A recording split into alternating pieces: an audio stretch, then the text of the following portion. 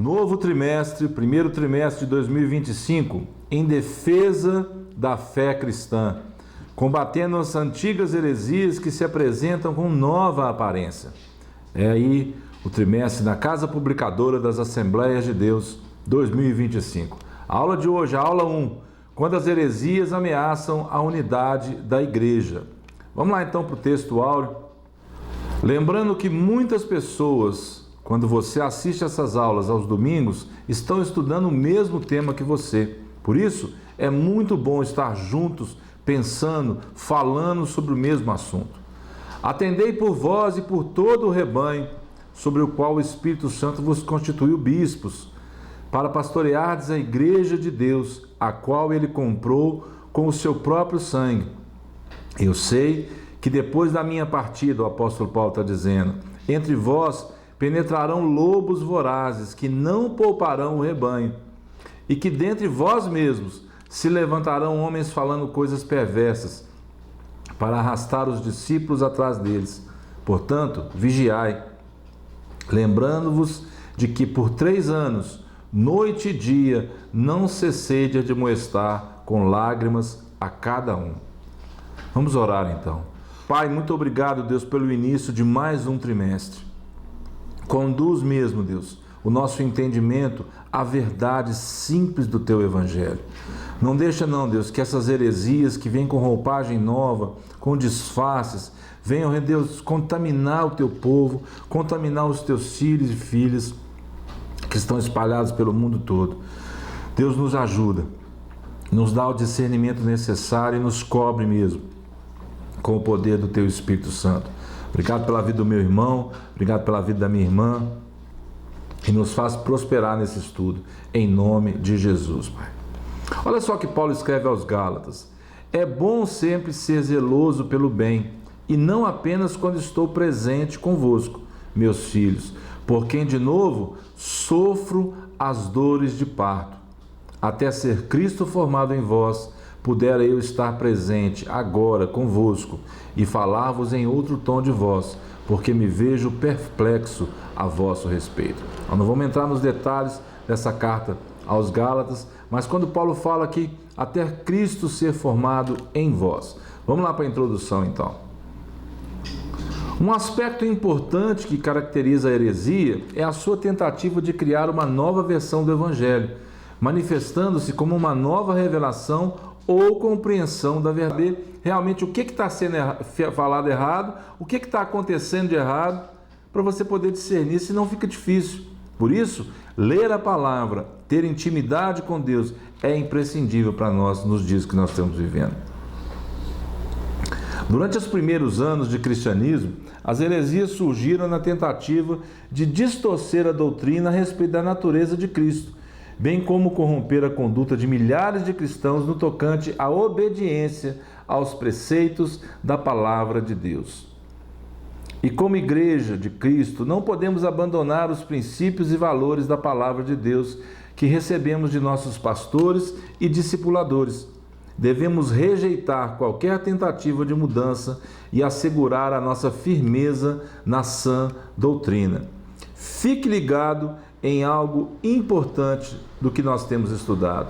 Atualmente, falsos mestres têm surgido, alegando que os tempos mudaram e que a igreja deve atualizar a mensagem que prega.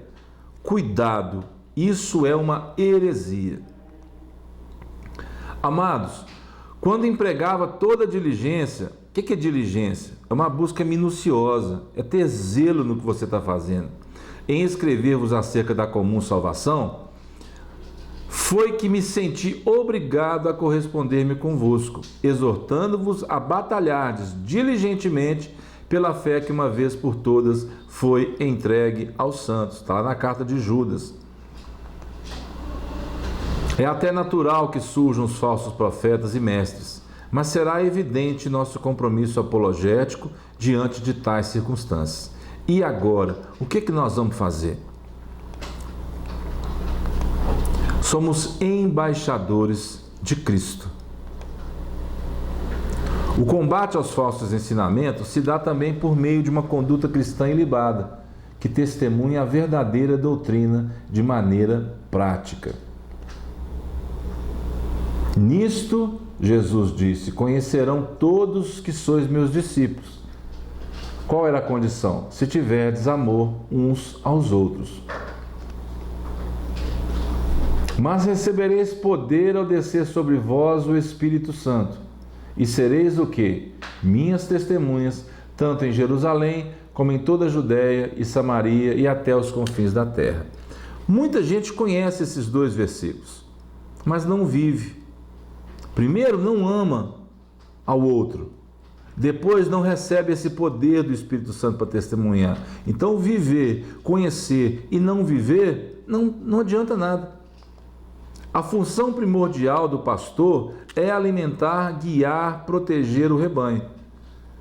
Só que encontramos hoje situações diversas em que as ovelhas é que cuidam dos pastores. A exortação apostólica aos líderes da igreja visa proteger os irmãos e as irmãs das falsidades heréticas e guiar todos na verdade simples do Evangelho de Cristo. Olha só, a presença do verdadeiro ensino nem sempre é suficiente para impedir a manifestação do falso. Sempre devemos estar preparados para enfrentar a zombaria dos críticos e a investigação honesta daqueles que buscam a verdade. Pessoas estão sofrendo nos nossos dias, perdidas em suas axiologias sem fim. Envolve um relato racional das verdades básicas do cristianismo e uma refutação convincente das acusações falsas. Esse tipo de resposta requer o quê? Mansidão e temor, e uma boa consciência, além do conhecimento das Escrituras, que é imprescindível. Para ser eficiente, o testemunho deve estar baseado numa vida transparente, ser apresentado com firmeza e conhecimento, livre de qualquer traço de rebeldia ou desrespeito com seus inquiridores.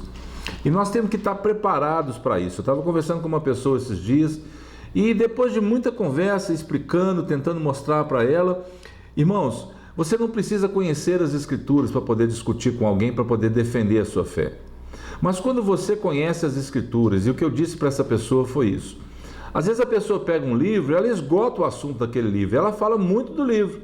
Ah, porque fulano fala isso no livro dele. Ah, porque tal seita é baseada nisso. Mas a pessoa não conhece a Escritura.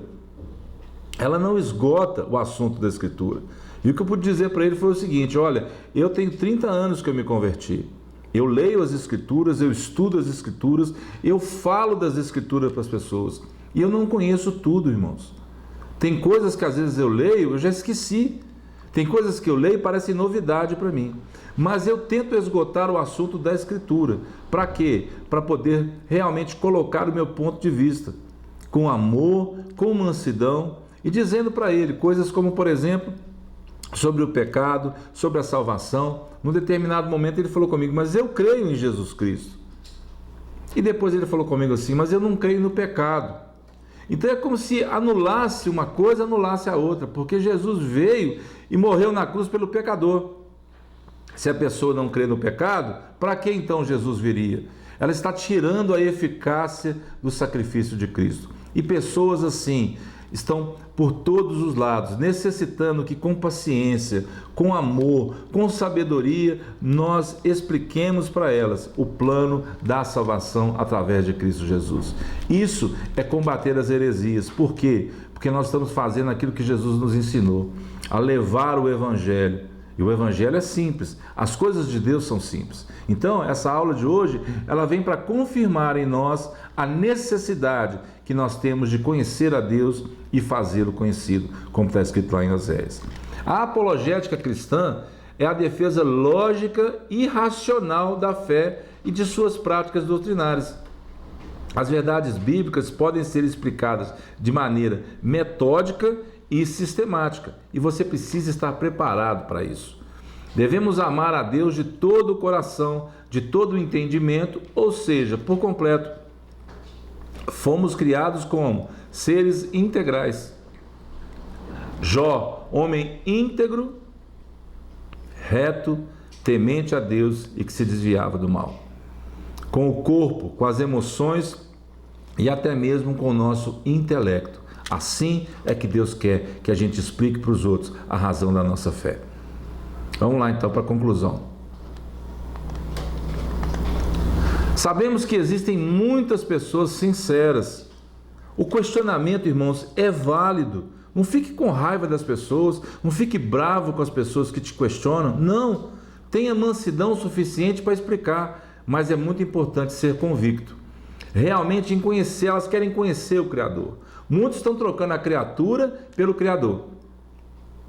Estão dando mais atenção para a criatura do que para o Criador. Então, como pode uma pessoa que crê em Jesus Cristo dizer para mim que Maria mandou que ela fizesse isso ou aquilo outro? Eu não tenho nada contra a religião das pessoas, mas eu preciso explicar para elas que Jesus Cristo, ele é suficiente, independente de qualquer outra coisa, para fazer aquilo que nós precisamos. Não mais Maria, não mais São Francisco, não mais Santo Antônio, não mais aqueles outros maridos, mulheres, carros, empregos, dinheiro que tomam o lugar de Deus. Não, Jesus Cristo precisa ser supremo Senhor e Salvador da sua vida e da minha vida. Para quê? Para que eu possa falar sobre Ele para as pessoas. Então, precisamos nos revestir constantemente de quem? Do Espírito Santo para agir. Agir como? Ministrando para as pessoas. Não é você que vai convencer as pessoas. Quando você estiver discutindo com alguém, falando sobre a sua fé, uma pessoa que está te questionando, não ache que você vai resolver aquela situação. Se não for o Espírito Santo para convencer a pessoa do pecado, da justiça e do juízo, não adianta nada. Mas você precisa deixar para ela uma convicção daquilo que você crê. Isso é muito importante. O cristianismo foi também chamado de seita por não cristãos, pessoas que não conheciam as verdades do Evangelho de Cristo e que se opunham a ele. Os fariseus, saduceus, eram seitas que formavam facções dentro do próprio judaísmo. E o tempo todo eles questionavam Jesus. Cuidado com as divisões que querem modificar o sacrifício de Cristo, querem anular o sacrifício de Jesus Cristo na cruz, que foi por mim, que foi por você, que foi por toda a humanidade. João 3,16, muitos conhecem de cor esse versículo, porque Deus amou o mundo de tal maneira. Ele explica para nós que deu seu único filho, seu Filho unigênito, para que todo aquele que nele crê não pereça, mas tenha a vida eterna. Adianta saber desse versículo, recitar esse versículo e não viver esse versículo? Pois se Cristo é suficiente para você, ele precisa ser também para as pessoas. Foi isso que Judas escreveu, foi isso que Paulo escreveu aos Tessalonicenses, foi isso que todo o Novo Testamento veio trazer para nós, a suficiência de Cristo, em defesa de uma fé cristã, em defesa de algo que você não só fala, mas você vive. Os apóstolos responderam aos opositores da fé cristã e lançaram a base da nossa teologia. Todos os escritos do Novo Testamento mostram essa luta acirrada contra as falsas doutrinas. Nada melhor do que conhecer as bases da nossa doutrina. Melhor ainda, praticar aquilo que o Senhor deixou para cada um de nós. Simplicidade e inteireza de coração serão necessárias ao nosso estilo de vida.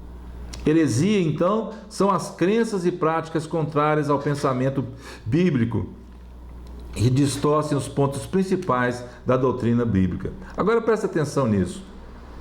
Será que estamos a fazer pela verdade o que esses agentes da heresia fazem pelas mentiras? Ai, ai, ai, que pergunta difícil, porque muitas vezes nós queremos combater as heresias, mas não temos a mesma dedicação, não temos o mesmo empenho que as pessoas têm para poder arrebatar essas almas para as heresias, para as ideias falsas, para as doutrinas que são antibíblicas.